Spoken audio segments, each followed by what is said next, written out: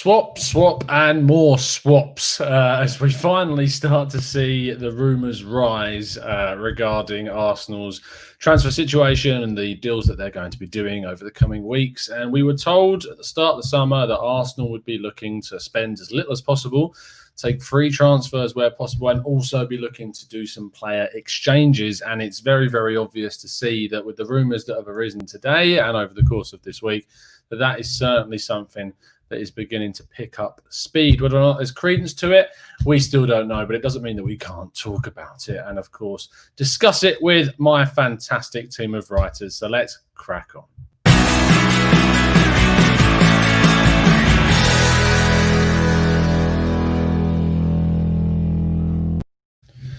Hello, everybody. Hello, Owen, Drew, John. How are we? We good? Lads. You've never said that before, have you? No, it's my I've just seen that Labbrooks advert, and that's... Oh, dear. There we go, product placement. We don't get sponsored by them, but you can give us some money if you like. But no, how are you, Owen? You're watching Atalanta right now at the same time as all the professional that you are. Yeah, and I tell you what, I've been doing that much writing this week that I'm starting to look like that little guy from Scary Movie, you know, the Take My Strong Hand guy. Borderline arthritis now. So yeah, because of the writing that you've got it in one hand. We believe you. We believe you. Drew, I mean, you've gone with the bandana again. I'm loving it. Or headband, or whatever you want to call it. Yeah, you got to let the hair air out sometimes. You got to let it air out sometimes. You can't always have it in a beanie or else it gets to be a disaster. So. True. If you want to see Drew with a beanie, you can tune into the show that we did a little bit earlier on today, which was the Tactical Breakdown podcast where we discussed Danny Ceballos. We might touch on that a little bit with the boys, obviously, we weren't there to discuss it, but we talked in very strong amounts of detail about the players that could come in if we don't manage to, of course, secure his sort of playing for us next season, which just isn't seemingly going to happen now, which is frustrating. But we move on to other things, which could include some of the players we're going to talk about today. And finally, Johnny boy, how are we? Are we well? Are we good? Oh, everything's good. Yeah, everything's good. You're a man that lies through the back of his teeth. No, it's all good, bro. I'm just over this transfer season already. Yes, I mean, Owen put in our chat saying, I don't want to talk about transfers, and I was like, tough, because that's what we're here to do. I know. Yeah, so unfortunately, you are going to suffer through the next 54 minutes of talking about more transfers. No worries. We'll do it. But let's start and talk about the actual of what a swap deal is. Arsenal have been involved in a few of them in the past. Most notably is, of course, Mkhitaryan switch from Manchester United to ourselves and Alexis Sanchez going in the opposite direction. We've seen the likes of Barcelona swap with Juventus in a rather amusing Pjanic-Arthur switch, which has been heavily criticised across the board, both by fans and even Arthur himself, which found it strange he was heading off to Turin. But the whole idea of a swap deal in 2020, Drew, it seems strange to me. What are your thoughts on it? I'm trying to really take out some sort of a positive spin because I have a feeling that John and Owen aren't going to do the same. So I'm trying to balance it out quickly, which I don't normally do. Normally I'm just, right there with them. But it's really just more of, I think it's just a sign of the times of what's been going on. The fact that it's been coming, how much money the club make out of match day revenue. We're missing out on that. They have to plan for the fact that we're not going to be getting it next season as well. So I think when you factor all these kind of things, and it really kind of forces our hand into a certain direction of how we handle transfers. And it's unfortunate. And again, I think it also shows that the previous regime kind of really saddled us with a lot of, it's not even just the players, it's the contracts associated with those players that other clubs just don't want, because why would they? Like we said before, we've tried to sell Mustafi. No one wants to have a Mustafi on 100K wages. Same thing with Socrates. These are the types of deals that are really hamstringing us at the moment. And if clubs are going to have to pay for those kind of wages, they don't want to have to pay money for it as well. It's got to be, I can understand their position. So if we're in an area where we have to do more swap deals, it does kind of suck, because then it limits us as to how we can go into a transfer deal with a strong hand in it. We're almost slave to the notion that we have to hope the clubs want that one particular player we're trying to bin off for a player that maybe they don't necessarily want to lose. So it's a difficult position. So at that point, you're not just hopefully that you can negotiate with the player. You really have to convince the club that this is in the right, frame of mind for their own business. And a lot of times it's not going to be. So I'm frustrated about that aspect of it. But I do think there's grounds to be made. Like if Juve and Barca can come up with a deal that would see Pjanic and Archer switch places, essentially, irrespective of the funding, then I think, there's maybe one or two players we can try to pawn off in similar deals, but those are players that have to have upside. Like we keep talking about Guendouzi leaving. He's probably the player that we're most likely to see used in a swap deal. Maybe Chambers, something like that. We discussed earlier on the other pod. Maybe he might be leaving. But again, it's so much like there's a lot out of our hands. But I'm still confident. There's still money to spend. It's just a matter of if we're going to spend it well. We'll come on to that later, I'm sure too. But yeah, I don't think it's all doom and gloom just yet. I think in another couple of weeks that. If it still is, I will happily come into a podcast absolutely wanting to throw my computer out the window like John clearly is currently trying to stop himself doing. And so moving on to John and Owen and how they feel about everything. So yeah, go on, John. Talk to me about swaps. How do you deal about swaps? It's like trading cards at the moment in football. Yeah, and it seems to be a relatively newer kind of phenomenon. Like swaps weren't something that at least us as a club were ever considering as much. I don't see anything inherently wrong with a swap. I think that it's a good way to clear up money for other things that you could use it for example, wages on a player that you just outright buy or anything really. You can use your imagination, but I just get the sense that you really need to, you're not really swapping your best player ever. It's never like you're getting their best player and they're getting your best player. They're usually they're usually kind of underwhelming. It's never something that's like, oh, this is a game changer, right? It's usually like a similar level of player. And if we do it correctly, I'm okay with that. So if we get a player that, is not a game changer for us, but might be better off in a certain position or a certain tactic that the manager wants to effectuate, fine, I'm okay with that. But the links and what we're hearing, like Costa and Lacazette, like that link, I'm sure we're going to talk to at some point. That just doesn't do it for me. It doesn't excite me very much. It's not the kind of business that I think that we really need to be looking at right now. And Drew kind of alluded to it. Maybe that's the kind of business the only kind of business we can do at the moment, which I think that when you look at the transfer rumors going around with players like Partey and stuff like that, I think it's clear that we can do better than that. So in the grand spectrum of transfer activity and rumors, I think the swap is very, very underwhelming. Yeah, I love the point that you raised about sort of the quality of the player that you're getting, and I suppose that Mkhitaryan and Alexis was a weird one because at the time Alexis was our best player when he was leaving, and Mkhitaryan definitely wasn't. But because of the situation with Alexis's contract being, I think there was something like 6 months left at the time, and then you've got Mkhitaryan who just was not. Wasn't sort of thought of as a usable player by Mourinho at United, and then it wasn't like a straight swap. It was £30 million plus being transferred both directions. So it's not like you're swapping because there has to be a transfer fee involved, and there's weird things that go on in terms of like balancing books in swap deals. I've seen things about the reason why the Arter and Pjanic one was so high in terms of the amount that say Pjanic cost and how much Arter cost, was so that their books would look better effectively with the transfer that was made for both players, which is really dodgy and strange when you can think about it. And Owen, when we come on to sort of the idea of who stays, who goes, who do you put in, there's even the idea of part exchanging, because sometimes when you do like swap deals, the players aren't worth the same, so you have to put some fee on top of it with the player. Imagine if you're that player and you're thinking, I'm being swapped for someone else, but I'm also being swapped with money. How rubbish must that make you feel that you're not worthy of just a straight swap? Well, I agree with almost everything that the two boys have mentioned.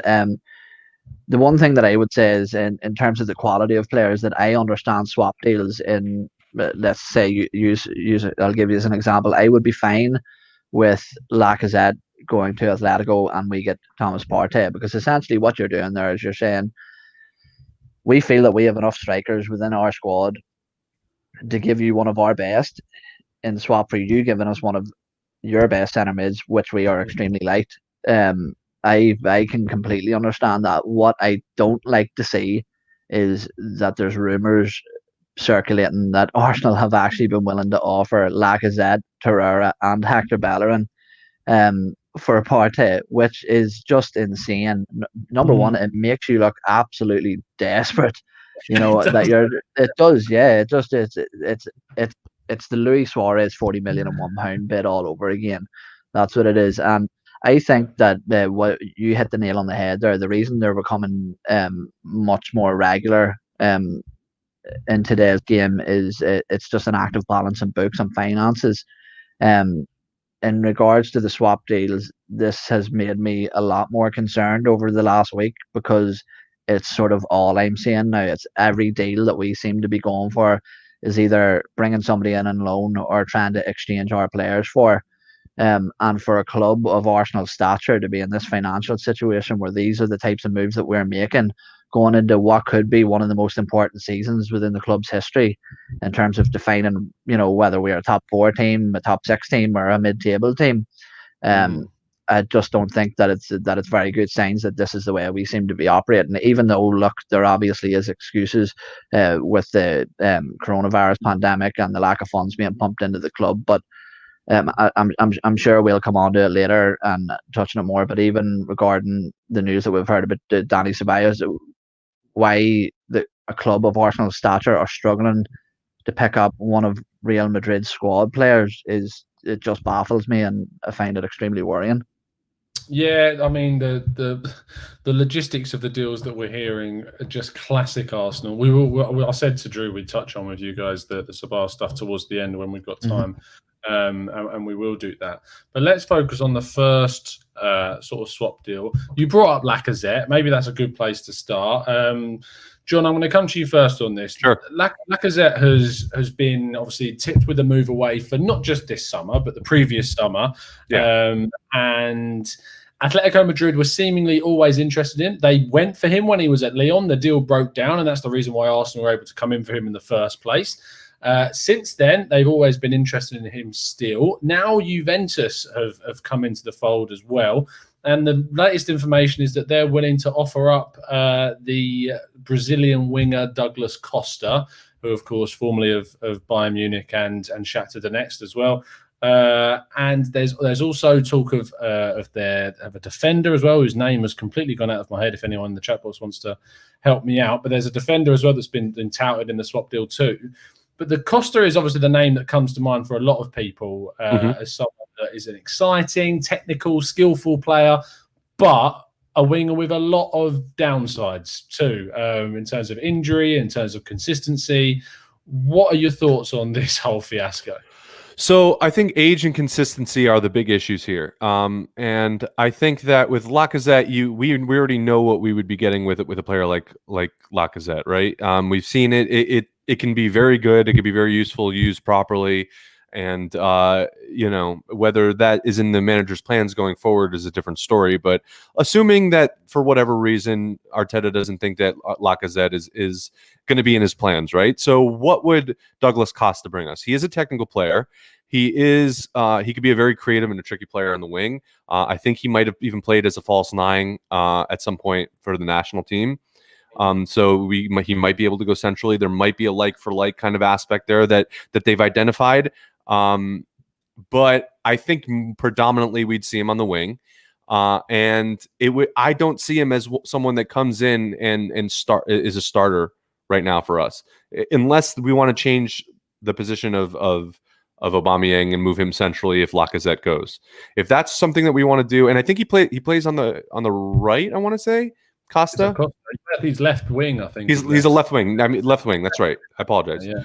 Yeah, so it would have to either be backup for Aubameyang, or we're gonna have to change it up so Aubameyang would go centrally, like I was saying. So, if Lacazette were to go, I imagine that's the kind of change that we'd be seeing. We'd be seeing either backup for Aubameyang, and then a different decision that needs to be made in the central forward position, or we would see Aubameyang move centrally.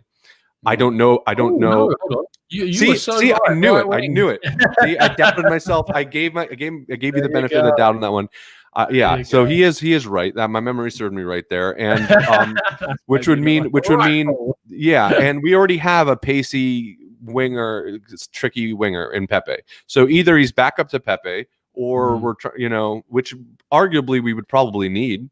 So it's not an unnecessary position to have a adequate backup. Although I think there's some young talent on this team that could provide that backup. Now the question is it worth losing a player like Lacazette, who definitely can offer us something different, considering he's not really a goal threat for us, or hasn't been for a while. He does have a goal in him, and he does offer some support in the midfield. Unless we're deciding to change up the midfield, I don't see it. I don't, like some transfers make sense. This one just doesn't make sense to me. So no. It's a weird one, isn't it? Let's just have a quick look at his statistics whilst before I go to Owen on this one. Looking at sort of like the goals, 3 goals, 6 assists this season in 4 competitions isn't great, is it? It's right. It doesn't set the world alight, does it? The shots that he's taken. Go on. I was gonna say before you say this, like if we were going for a position that we need, like midfield, if it was a swap for something else. Like, yeah, that makes sense. But I'm sorry, just wanted to... I was sure he was a left winger, though. Has he played mostly? No, he's right wing in 2018-19, 17-18, played on both sides, 16-17, mainly left on that season. So he can play on either flank, effectively. So, all right, well, hold on. So now looking at that, it does look like there could be some versatility there. That's a positive. So, if I'm trying to look at the bright side of things here, that, maybe that's an aspect that we're looking at. Maybe we're looking for versatile players to be able to switch things up to play in different positions. Once again, I'm just kind of trying to make stuff up to justify this in my head. What wages does he? Let's have a look at his wages. I think they're very high. How much does Costa get paid? It doesn't tell me, unfortunately, which is really irritating. Must be big if they're not telling you. Oh, hold on. 6 million per year. So 6 million euro per year. So that's just over 100k a week, I think. So it's not loads. It's not as high as I would have thought. No, 115,000 euros. So 100k a week, which isn't loads. Serie A wages, other than like the likes of Ronaldo and the Ramsey now, apparently. Ramsey too. Yeah, apparently Aaron Ramsey's on 7 million euros as well. So this is obviously after tax. So the wages are done. I remember when Aaron Ramsey was being tipped at like £350,000 per week, but the tax in Italy apparently is ridiculous. Yeah, I don't know. 6 million seems a little low. I don't know if that's...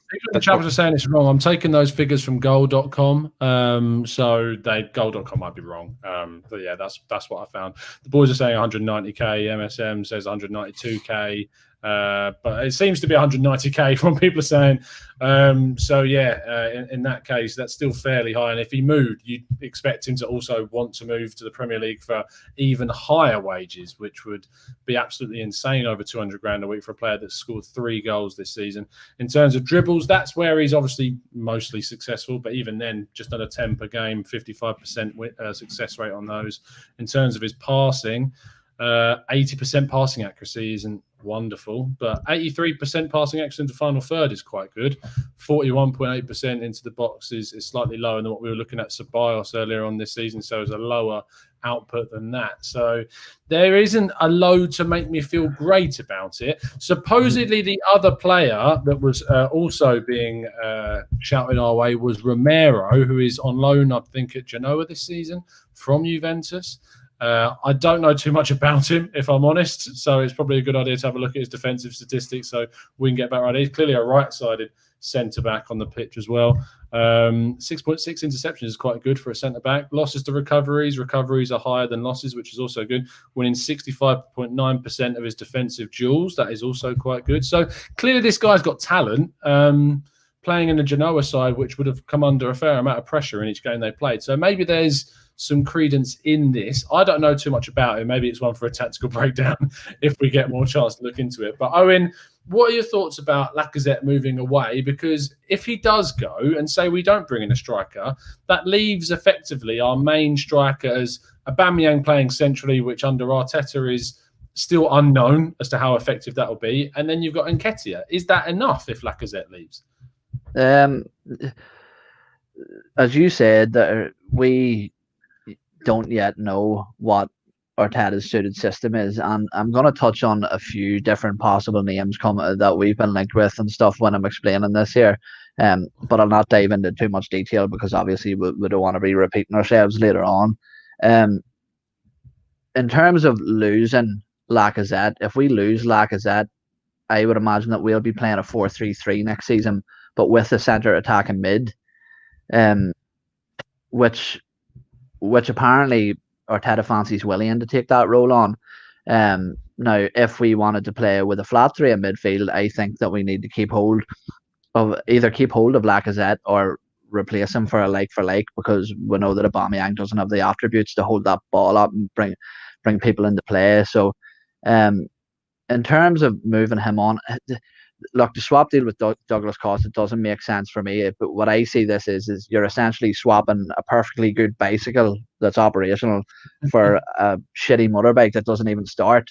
You know, it doesn't make sense to me that Douglas Costa's injury history, his age is quite similar, but Lacazette isn't overly injury prone. I just think that his actual market value is worth much more than what you would pay.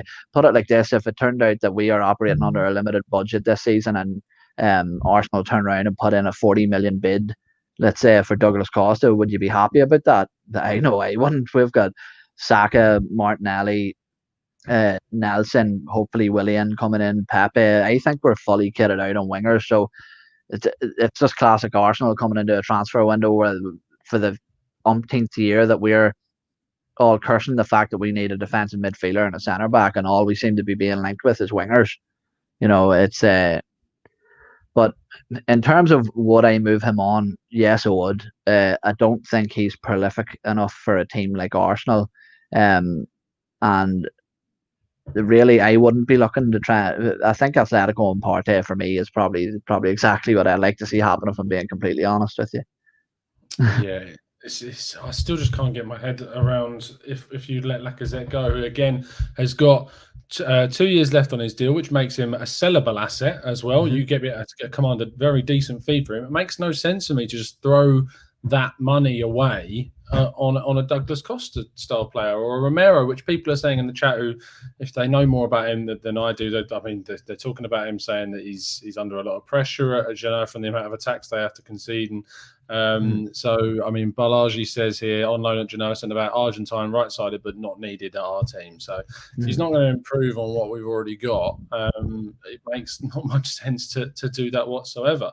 Drew, final word on this situation. Lacazette as well. You know quite a bit about Douglas Costa from his time at Bayern Munich as well. Does it fill you with any sort of excitement whatsoever, or are you firmly against this one? I mean, I wouldn't touch it. I feel like, I mean, it's not that he wasn't good at Bayern. Again, it's hard to not be good at Bayern. That's not a very good measuring stick, to be honest with you, especially with the team he was under and the manager he was under. It's all kind of made more simple for you.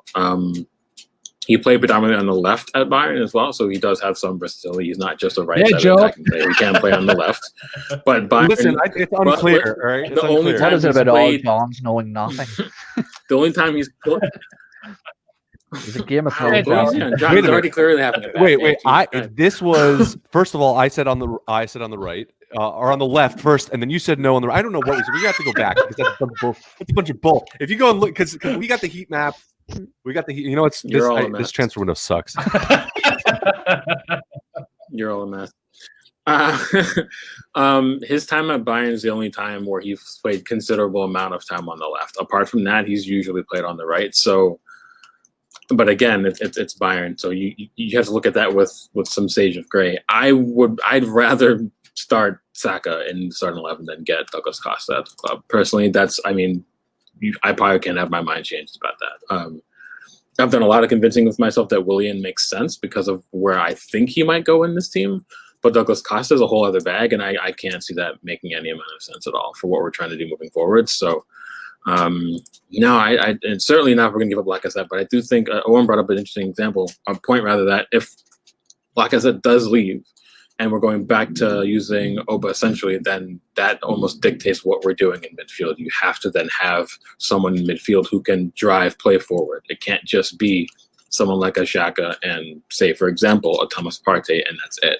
You'd have to have someone behind Oba that can pick the ball up and distribute and create and drive play and get in between the lines, because that's not Oba's bag when he plays central. He's playing off the shoulder. He's going to drift. He's going to look to get on the end of a move. He does not come, but he didn't at Dortmund when he played central. You always had someone like Marco Reus behind him, Julian Weigl, Gonzalo Castro, someone like that who was creative behind him, directly behind him.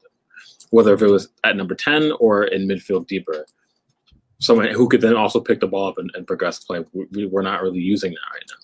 So if we were to bin Lacazette, that almost would mean, and if Willian comes in, then you know exactly where Willian's going to play. He's going to play centrally, and we'd need him to really at that point. But yeah, just rolling back to Costa, I wouldn't want to touch him with a 10-foot pole. I just feel like at that point, I couldn't even justify that kind of business. That wouldn't make any sense to me at all, considering who we have. Again, I'd rather play Saka there when Martinelli is fully fit. I'd rather play Martinelli there 100%. I know they're kids, but I think it just makes more sense to them moving forward than Costa on big wages. He's struggled really at Juve. If Juve trying to bid him off, you have to ask yourself why. And I forgot who brought it up before, but Stop dropping your AirPods, man. Yeah. If Juve we're not doing good today. No, if Juve are offering these kind of players in a swap deal because they're trying to bin them for a reason, that's not a positive thing. Personally, it's not. And then someone brought up in the chat, Kulusevski. They just bought him from Parma, and he just finished his loan spell. They're not going to sell him this summer. That doesn't make any amount of sense. And why I think he's a brilliant young player, but we have to be realistic about what the summer is going to look like for us, and it doesn't involve a player like that either. So, yeah. I think Don Juan sounds that well. Drew, is that a hairband I see? So, I'm sorry. I'm just going to keep bringing it. I can't help it. I'm just perplexed. John, you wanted to jump in left wing. Sorry, John. Go on. Oh, you. Yeah, no, I actually was going to talk about the left wing, so thanks. I was going to say, look, that if he's going to go on the left, then I'm with Drew 100%. I think we need to give our youth a little bit of a chance on there. It doesn't make sense that we have players like Saka and Martinelli like biting to get on the pitch right now, and we're going to go buy, a player that's going to go ahead of them. So either we get someone like Costa who's ready to sit on the bench while the younger players play, or which I don't think is going to happen, or we're necessarily not going to see those players get on the pitch as much, which would be a shame. It'd be a shame in my opinion. Yeah, it would be a shame, a big shame. Let's move on to the second swap deal that's been touted today, and that's Lucas Torreira moving to Roma with Amadou Diawara coming the opposite direction. Now, we do have a tactical breakdown on Amadou Diawara on the channel. John, give that a shout out because I know you would have watched it in detail. Yeah. So if you haven't watched the tactical breakdowns that Tom does, they're absolutely excellent, and you should absolutely check them out. I love it every time he does it. Please go check that one out. It is on the channel. We've got Rich Hall, who's obviously from Football Italia, doing the expert insight, so he knows his stuff on the guy. So educate yourself. But and I mean, these guys are now experts on him too, so they're going to be able to speak about him in the utmost amount of professionality. So Owen, starting with you. I'm going to start with you mainly on the Torreira situation, to be honest, because with Lucas Torreira, he came in with so much hope. He came with it being this guy that was going to transform Arsenal's defensive midfield situation. It was a position that we've not replaced since the likes of Gilberto Silva and Patrick Vieira to a lesser extent as well. Very, very different to those two players, but came in, had an impact straight away, and then suddenly was started to be seen further up the pitch, was misused under Emery, and has not since got back into the side when Arteta's come in and we've decided to go with Ceballos and Xhaka in the midfield pairing instead of using the Uruguayan. So are you surprised at all to see him on the chopping block? And what does a sort of a swap deal with him, and how does that make you feel? first of all, I like him. What I'm gonna say is nothing against him as a player. I do think in the right team he could be fantastic, but in a sense, I think we were given false hope when Lucas Torreira signed, because under Unai Emery we saw his levels of performance way above what anybody expected of him when he first came in. Um, but I attribute that down to the lack of playing style from Unai Emery. The games that we've seen under him tended to be much more unorganized and scrappy, which are the situations that I feel that Lucas Torreira thrives in. Them sort of close encounters, a bit rough and scrappy. That tends to be where he shines. In terms of the swap to deal with, sorry, say his name again, Diawara. It's my accent. It's my accent. Not that I don't know his name. It's a disability, the Irish accent. Don't judge me. No, I think that it's underwhelming when you hear it, but it could be a sort of bit of sneaky good business for us, because I feel that part of Torreira's problem is that he's not technically gifted, or he doesn't have the fundamentals to play in a two in midfield. His passing isn't good enough, his touch isn't good enough, his hold up play isn't good enough. And then I don't think that he has the physical stature to play at the base of a three in midfield. Whereas Diawara comes in, he is a lot more he's a lot bigger physically in stature. His passing stats seem to be, maybe you can back this up, or prove me wrong and make me look an idiot in front of everybody. His passing statistics to me seem to be much higher than Torreira's. So it could be quite a bit of business. Look, I'll say this here: if that does happen, the way I would look at this is as this is another project. It's not the finished article by any means coming in that's gonna, maybe transform our midfield in the manner of someone like a Partey would. But it could be a shrewd bit of business for us. If you can see the statistics up there on the screen. If I'm just going to try and even not to prove you wrong or anything, I'm just going to try and find Torreira's passing statistics just for comparison. This season, Torreira's passing stats have been 1% lower, so you weren't wrong. So there you go. In terms of that one, Torreira's I'm not an idiot. No, Torreira's 89%. If I change this just to FA Cup, it's still the same, and with the Premier League, yeah, it's still the same. So, we obviously, I won't throw up all the stats, because if you want all the statistics, mainly you need to go into have a look at the tactical breakdown. But John, I'm going to keep plugging it. It's just how it is. Do it. I love it. But I mean, the swap deal in itself, when. And I know you know this because you watched the video, but Rich Hall said that Diawara's value was around 25 to 30 million pounds, 35 million euros. Do you think that's then, as a like for like, worth it in terms of swapping Torreira for this guy? If you had asked me that Torreira's first season, I would have said no.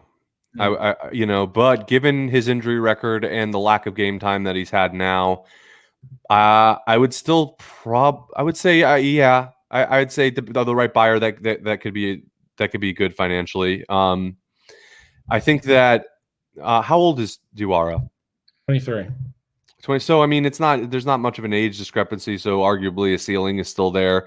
I don't know what his injury record looks like. I'm sure it's not like Torreira's, at least of recently. But even if it is, I always had a concern over Torreira just about his stature and his size in the Premier League. It's a much more physical league than the Italian league. So I think that we saw, first of all, overuse of him as a player, and that was a detriment to being able to utilize him, or maybe his continues to success in the side.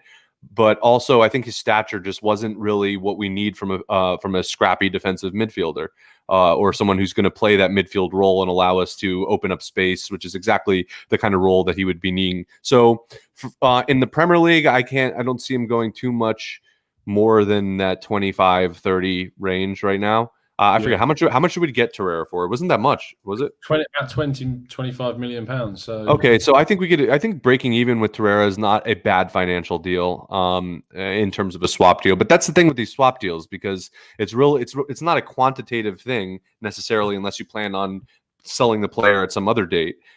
It's usually a qualitative thing. You're getting rid of one player that both sides are kind of valuing from a financial standpoint at or around the same amount, and saying that the qualities of this player for XYZ are what we need more than the player we have right now, which is why, like I'm saying, you're never swapping your best players, and this goes back to what I was saying earlier. So if there's some quality of him, maybe his physicality, which is why when you're looking at the stats, they're probably comparable, which is why you would do the swap deal would make sense. Then it needs to be some other attribute that he has that we're looking for, and in turn, probably vitality, just the fact that he's not injured, or maybe just his overall presence in the midfield. He's a bigger player and things like that. Yeah, let's throw to the chat box and get some of their comments. We had a super chat from Chris P, who said, still think Torreira can do a job for us. I have to be realistic in who we can keep hold of during a rebuild if we get Partey and hopefully Ceballos, which doesn't seem too likely at the moment. Truth 884 says, I love Torreira and his stature is always being attacked. But I think Owen is just correct about him. I just wish he was happy and thriving at Arsenal. Mike Hernandez says, I'm the only fan that still believes in Torreira's ability. I don't think you're the only fan. No, he's just Mike. He's a good player. Like Torreira, and like you don't lead the league in interceptions in Serie A and not have the skill, right? And that's what happened with him at Sampdoria. So like he's a good player. It's just is he good for us right now? What we need, and he's healthy enough for us, knowing that the midfield is going to be important. Yeah, Drew. Diawara himself, if he comes in, I think for me that pretty much spells an end for the Partey situation, because they would be playing very, very similar roles in the team. If we brought in Diawara and suddenly the Partey deal isn't happening, how does that make you feel? Like a victim of circumstance, pretty much. And I think, with all due respect, I kind of completely understand, and if I was in their shoes, I would support what Atleti are saying, that if they're going to lose arguably their best midfielder, I would want full compensation up front as well. That's the first thing. And secondly, you have a player who was he 27 now, Partey, right? Or 26? Yeah. So he's entering the prime playing years of his career. He's arguably one of the best in Spain for sure in his position, if not Europe. That's debatable, of course, depending on who you ask. But he'd be making a big money move to a league where they set financial precedent for contracts on average more than any other league. And he also knows kind of what some players have paid at the club. So of course he's going to demand a lot of money. And I don't know why the fans were shocked to hear the rumors of him wanting $200K a week. I'm not all that surprised. But I think that also forces our hand in looking at other options, which you can look at it two ways. One, it sucks that we have to look at other options, but two, it's a good thing we're looking at other options, because it's showing that in years gone by, when we put all our eggs in one basket and tried to force that basket to come home with us for months on end, it never panned out. And then we're like panicking the last 2 weeks to bring a signing in. It's showing we're looking at other available things that we can maybe do. If the A option doesn't come off, there's also a B, C, D, and E potentially if you need it. And that's a good sign for me. But again, I think if Diawara does happen, I think it shows that, we've been trying to penny pinch this whole summer for reasons we've already discussed across multiple podcasts before. Yeah. We're throwing 50 million up front. Obviously, I think any club would want to rather structure a deal where they're not paying £50 million up front in one go. It's a lot. And considering that's going to be our entire transfer budget, bar maybe 10 or 15 million pounds, that would completely hamstring us for the rest of the summer. And then we'd be totally reliant on making sure we have to sell players to make sure that we can actually bring more in. And it's clear we need more business to be done. So I look at it two ways. One, it would suck that we didn't get our prime target, but two, getting a more affordable player in Diawara, who still has upside and potential because he's 23, would mean that we could deploy the rest of our financial resources to other positions more reliably instead of panicking as much. So there's two ways to analyze it. Depends on how you want to look at it. Diawara is a good player though, and if he helps us out, it might not be Partey, but if it's still going to improve us, then I'd be fine with it. But why can't you have both? If Diawara is a 6, and no, but if Diawara is a 6 and it's a straight swap for Lucas Torreira, then that doesn't impact the transfer budget at all. No, that's if you're doing the swap, sure, but you would assume that you just can't fit both of them in, because if we're also not going to play both. We're not going to play both Torreira and Partey in the same 11 either. Yeah, And I don't think if we move for Diawara, we'd want to use him as a depth option. I think if we brought him, we'd want to play him as much as possible. So you couldn't play both tactically. You could have both on your roster, sure, or in your squad, but I don't think from a tactical standpoint it would make sense. Why? Because of the mobility. I don't think it's not even just mobility. I think I just don't see that's something that's what Arteta wants to do. This is just my way of looking at it. I don't know. Just curious. That take the ball from the defence and beat the press and take it upfield from a deep position as a defensive midfielder, and are industrious and destroyers in that position as well, winning the ball back, intercepting, etc. Diawara has a good range of passing as well from a deep position, which definitely helps. So I would argue that it wouldn't rule them out completely, because Partey can play as a centre midfielder in addition to us as a number 6. So you could play technically with a midfield 3 of, you say you took Xhaka out of it, because you couldn't play with Diawara, Partey and Xhaka. That's just way too but it's clear that Arteta wants to play Xhaka. Yeah, exactly. If we didn't have Granit Xhaka, I would say sure you could use Diawara and Partey in the same midfield potentially. Yeah, but when you're looking at this, I don't exists. Go on, John. Go on. Yeah, I was going to say you can't really look at any kind of deal that we're going to make and assume that we'd be getting rid of Xhaka. I think that he's the first name, if not the first name on Arteta's team sheet, if he's available. Yeah, well, see that's what I meant by fitting the two of them in, and my question about mobility, because my assumption would be Diawara in the 6 and then Xhaka and Partey as 2 8s, and I just don't see that as a mobile enough midfield with Xhaka in that. Partey is very mobile. Oh, he is, yeah. Yeah, it's just, I know exactly what you mean. Xhaka isn't mobile. He's not as immobile as people say. He does turn players quite well, but he's not the guy that's going to drive you up the pitch like we've seen with Ceballos this season. Right. Speaking of which, before we go into the questions, because I've already discussed this with Drew, very briefly, I want to give you both a chance to talk about the Ceballos thing. So, John, are you massively disappointed that Ceballos is seemingly not going to be a gunner next season? Yeah, I think when you look at his performances in the final, and then after this break, they've been immense. You asked the question a little while ago: do I think that this is one of the best loan signings that we've had at the club? And I think the answer to that has to be yes. And he's such a, whether it's a just coming out of his shell kind of a deal after the break, whatever Arteta told him, but he's been a massive player for us. And you could tell that he's a passionate type player, and he's a kind of player that we need, that kind of engine ever since we lost Ramsey, that player that just doesn't stop running and getting the ball and fighting for tackles and things like that. That's extremely important, especially in a midfield that's been that rather anemic, and it's a shame if we can't keep him. Because I know that we'd have to replace him with a similar type player, a player with an engine in the midfield. Like you said, Xhaka's not that player. Maybe Torreira could be, but I don't think he has the physicality or, unfortunately, the technical ability in many cases on the ball. It's a little, but we're going to need some kind of an engine, a technical engine in the midfield that especially knowing that Arteta is going to play Xhaka, meaning that there's already a player in there who, while technically underrated, is rather slow for the Premier League. So we need to be able to put players around him that can cover up for any kind of lack of skill that he has. And there are some, one of them being speed. And I think that Ceballos does that really well. And if we lose that, it's a little bit disappointing. For sure. Owen. Oh, this just absolutely destroyed my day.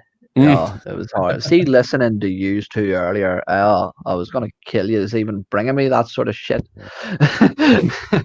No, I think that he has been a revelation towards the end of the season.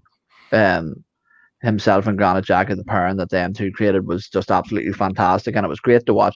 Very rarely do you see a player who comes into a club on loan towards the end of the season throwing themselves into tackles. Absolutely, normally they're sort of quite easy going and tend not to put themselves in too much of risky situations or anything like that. But for me, in general, with Ceballos, so coming into this transfer window, obviously with our restricted budget, the deals that we seem to be going for are either loan deals, young prospects, or players coming towards the end of their career. You name me a player of similar age to Danny Ceballos and of similar ability that you would get for £23 million in today's market.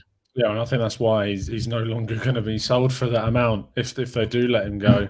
But the one thing I would say is that I think the reason we've seen improvement in performance under Mikel Arteta is because Danny Ceballos seems to me like the type of guy that needs an arm around the shoulder. He needs to be treated in the right way. Yeah. Whether it's an attitude problem or you would even class that as an attitude problem, I'm not sure. But regardless, Zinedine Zidane does not seem to be on side with Danny Ceballos. And what my sort of my hope for this is that all this is that it's Real Madrid trying to strong arm Arsenal into coughing up the transfer funds this season rather than at the end of a loan next season. Yeah. I really hope that something happens, but it makes complete sense for Real Madrid to keep him. It really, really does after the season he's had. From a footballistic point of view, it makes no sense for them to let him go. With the midfield that they've got, the age profile of the players they've got, it makes no sense to let Ceballos, a player of that quality, leave for such a small fee. And I hope they don't watch this. So yeah, fingers crossed.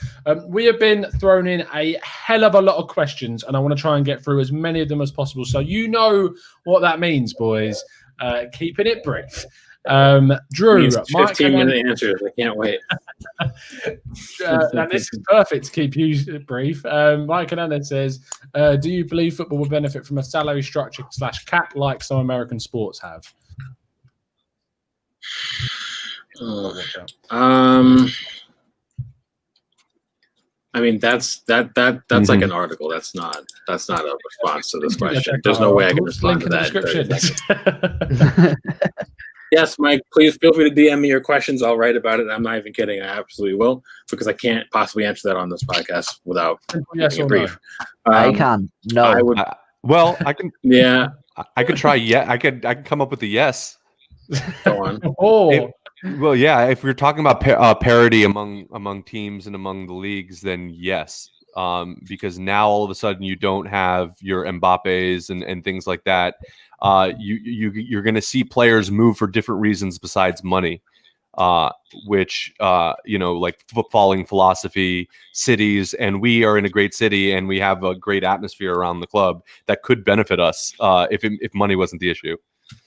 Fair enough. That's fair enough. Good. So and guess what Drew's new article is going to be in the next couple of weeks or two. It won't happen though. It's not going to happen. No, John I won't happen. Says, do we need a right back with the impact of Tierney? I mean, I would love a right back with the impact of Tierney. Yeah. Do we need it? I think Bellerin, if that, I don't know if that final is supposed to be any indication of where he's at in term, but he definitely looked better in the final than he had previously. If he can keep that up, we know he's been coming off injury. Everyone's like, oh, Bellerin's not been doing great, blah, blah, blah, blah, blah. But, he has been coming off a very, very, in many times, career-ending injury. So maybe no, let's wait a little bit before we say yes that we need one. But sure, I would love Bellerin to come in and do the same thing Tierney's doing on the left. Would love it. Owen, Christopher Fung says, predictions of how many signings we're going to make before the Community Shield. I'm hoping even two. Two is fine for me. If we look, I tell you, I'll be completely honest. Well, look, let's operate under the sort of assumption that Willian is signed already, all right? So that would be 3 in total. But if we can go into the Community Shield with Partey and Gabriel signed, I would be happy. I would be happy for the transfer window, let alone until the Community Shield. That would be me happy. So the Community Shield on the 1st of where is it? August 29th, Saturday. Better get a move on. Watch that, because I'm going to be up a mountain that day. That sucks. Maybe someone will have to do the pod for me. We'll have to see. But yeah, I'm not going to be able to watch that, which sucks. Oh well. I'll be driving up to the Lake District, so yeah, something will have to take place there. Mike Hernandez has asked the previous question, so we'll move on to something else. Drew Balaji says Lacazette for Bentancur swap. Thoughts and opinions? I don't see why Juve would do that, No, and it's fantastic. I don't blame them. Yeah, he's an excellent player. I think for a player that we should look to bring in, Bentancur makes a lot of sense. But I don't see why Juve would want to make that swap per se. Yeah. I think he'd be relatively hard to replace actually, and Arthur would. I think him and Arthur are relatively different. I think Bentancur is far more reliable, more consistent. Yeah. I think he has a little bit more in the tank than him. So I don't see that. In an ideal world, I would do it because I think Juve would be stupid to do it. But yeah. But as a player profile, it makes sense to think about someone like Bentancur, though. Yeah. Matt Gray, John says, how do we fit Coutinho into the team if he's on? I think you got to put him in a position where he's going to be able to create chances. And I don't even know what this team looks like anymore with all these rumors going around. So it's a really, really difficult question. It depends on a lot of factors. Does Aubameyang does here at CDM? Does Aubameyang sign again? Do we have a left winger that can actually score goals, or are goals going to come from the wing, from forward? Then it depends on that. So I think there's a lot of X factors that need to be solidified before we can even consider where we would fit someone like Coutinho, which is maybe why that I'm wondering if this Aubameyang contract is holding up a lot of the transfer decisions, because we don't exactly know what we're going to need until that's solidified. Fair enough. Owen Glenn Cook says, no matter who comes in, would you agree that if we don't bring in Partey and Gabriel, this window is considered a failure? Partey in particular, I'll try and keep this as brief as possible. I could be overreacting here, but I've been saying this long before we were linked with him. I haven't seen in years a midfielder that can physically dominate a game in modern football. I think he would have a Vieira-like impact on our squad. That soft underbelly, I think, would be ripped out root and stem from that single signing. And to me, bringing him solely him into this squad, I think gets us into Champions League next season. Wow, that is big words there. I'm gonna be clipped and memed when he flops. No, if he comes in, I mean, I think I'd take him as a flop right now. Drew, Iron Cub says, thoughts on Kondogbia? Valencia seem to be selling any players at a cut price because of terrible owners. Next. Yeah. But the boat has sailed. It's fair to say on Kondogbia. He was very, very good. I liked him. What year is this? Why are we being linked with Kondogbia? We've just been beaten by Monaco in the Champions League. Oh, you'll like this question then. Avon Teddington says, do we see any end to the Ozil saga? Or Sage? He's put apparently Sage. not. Ozil Sage, a bit of Ozil herbage going on there. I mean, of next. No, I'm gonna. I mean, by definition, eventually, yes. Like, I mean, if I'm sitting here, 70 years old, Ozil's still like sitting on the bench. You know, the time you signed. Yeah, you remember the time we signed Ozil, 2011 on transfer deadline day, and then everyone's like, "Oh, next season he's gonna come good and start producing like he did in Europe." Look. I hope so, because whether forget liking the player or not liking the player, that's a lot of wages and it's just annoying already. But do you not that it's not a bad question. It's a good question because I have no freaking idea. Do you not find it really funny, right? This really frustrates me. Obviously his age comes into factor, but I just find it really, really, really frustrating that we're having this big argument about creativity from the midfield while we have one of the most creative generational talents in Mesut Ozil sitting on the bench earning 350 grand a week, and all that's stopping him from being unbelievable is a shitty attitude. I don't know. Is it a shitty? Who knows what the heck is going on there? Can we please not make qualitative statements about things we have no details on? We have no, but we have no idea. That's the thing, though. We don't know what the heck is going on there. You know, there's a lot of things. Maybe he's dealing with some stuff that we have no idea about, and that no one's ever going to say until a book comes out in 10 years because it's personal. I mean, who knows?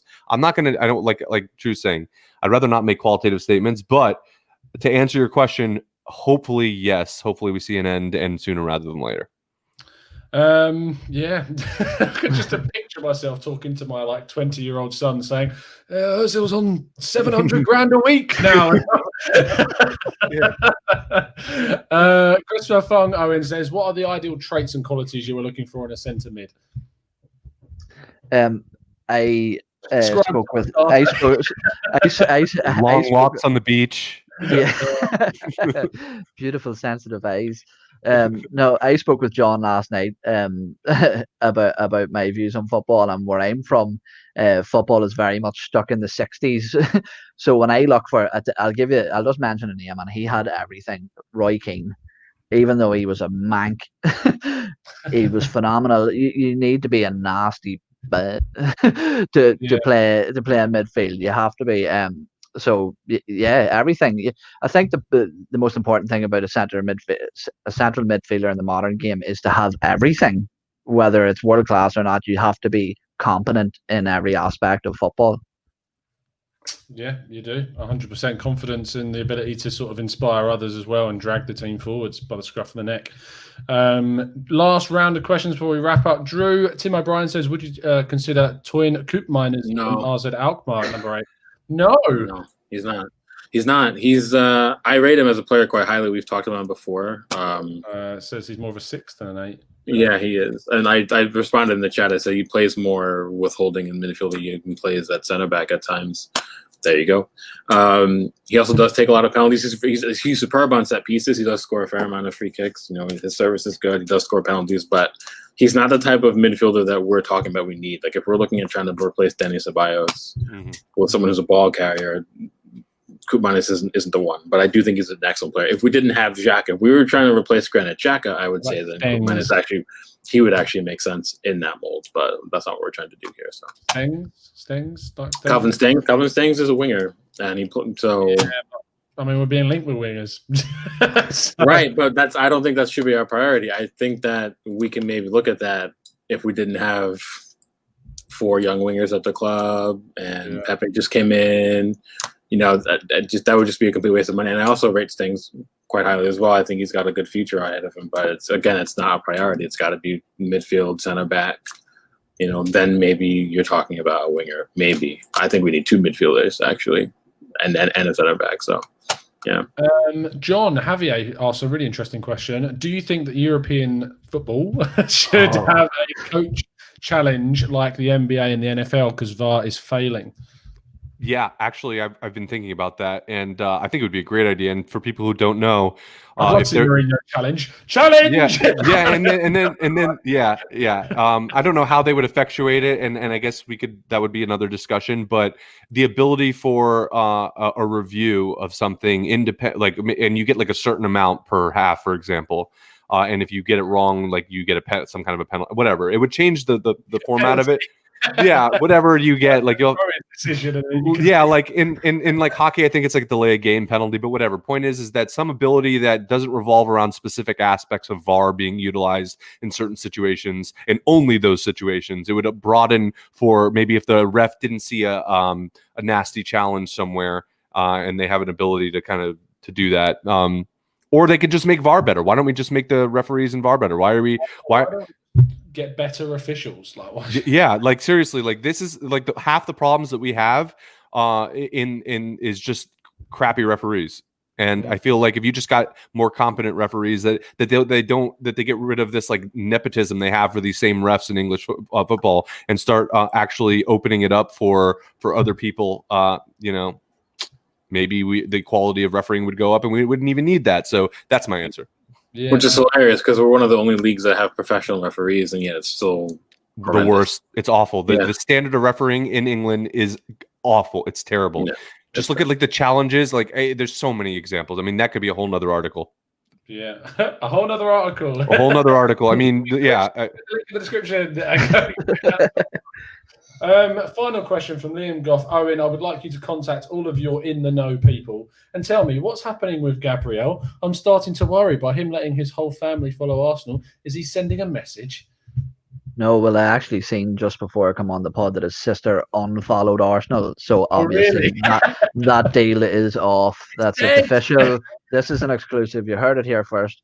His sister unfollowed. It's done. It's over. He's going to United.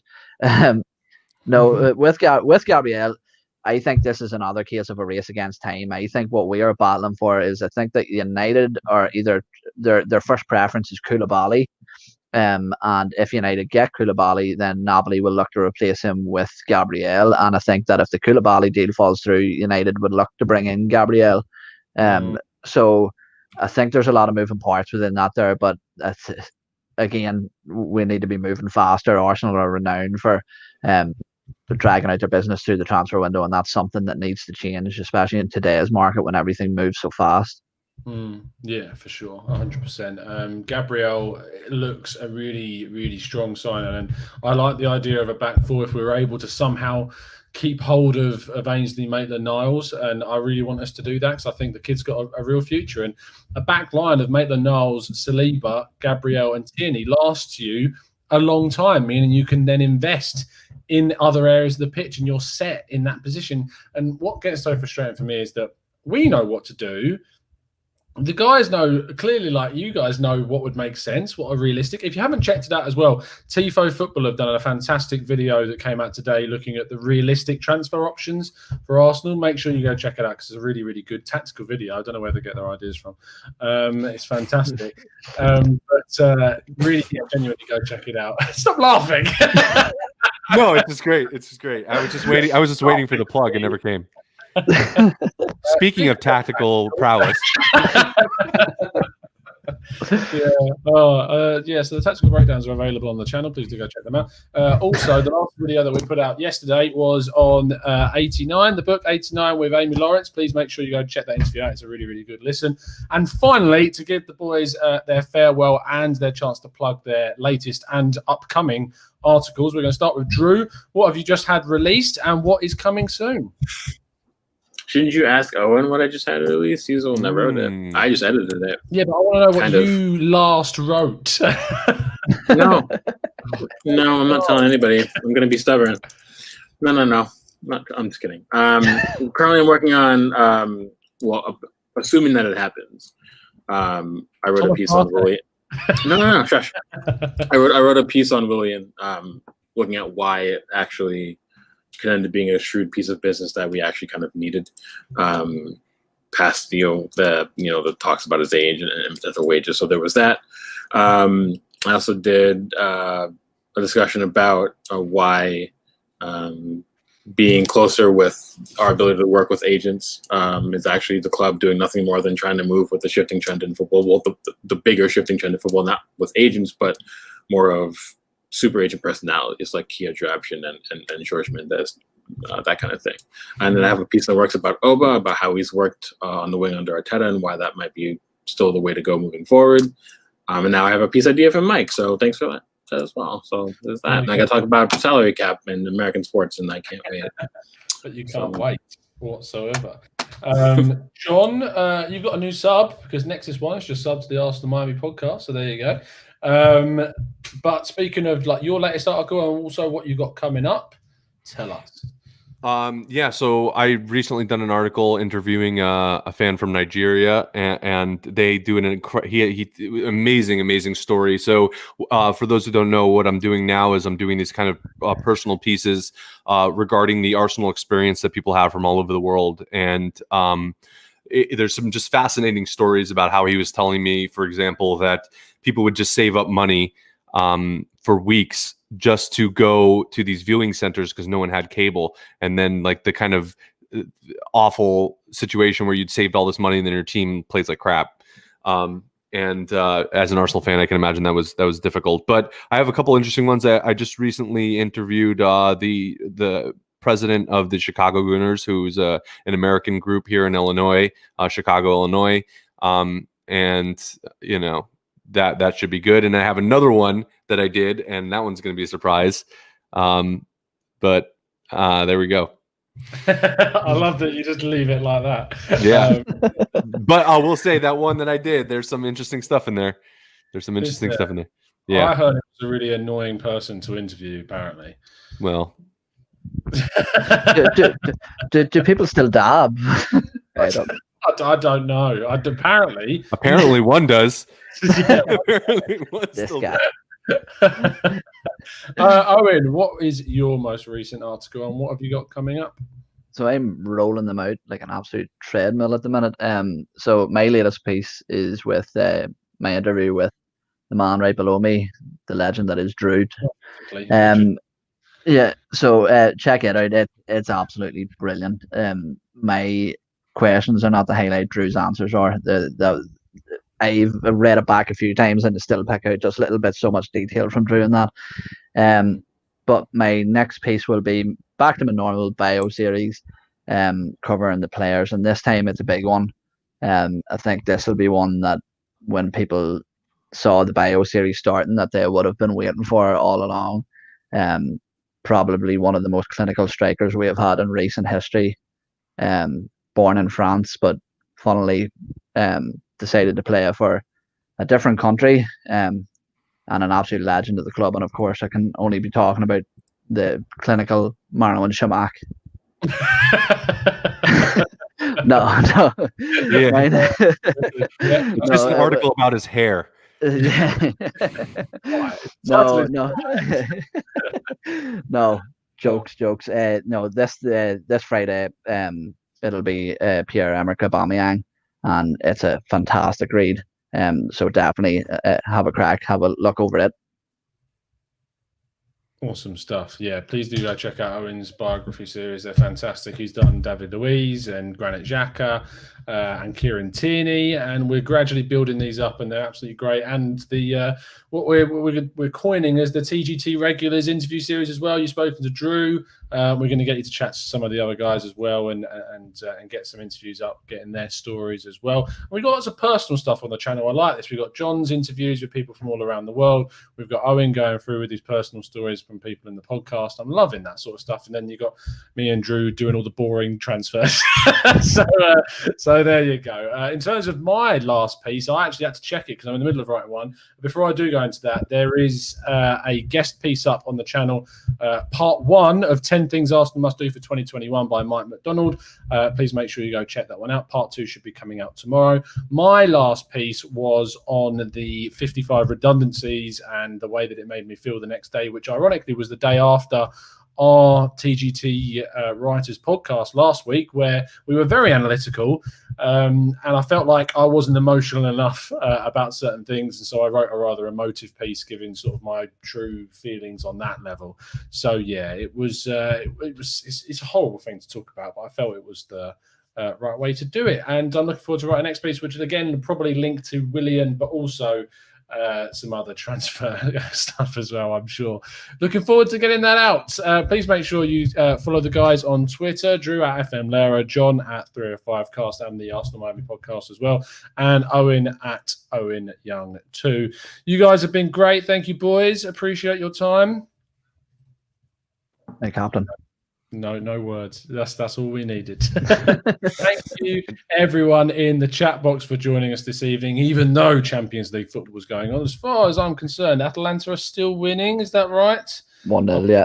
1-0. Lovely job. Would love PSG to go out again. See Neymar crying. We found out he's nearly 30 years old, which made some of us feel exceptionally old. 28, but he's not 30. He's only 28 or whatever he is, 27, something that age. But yeah, it's been a pleasure speaking to you guys.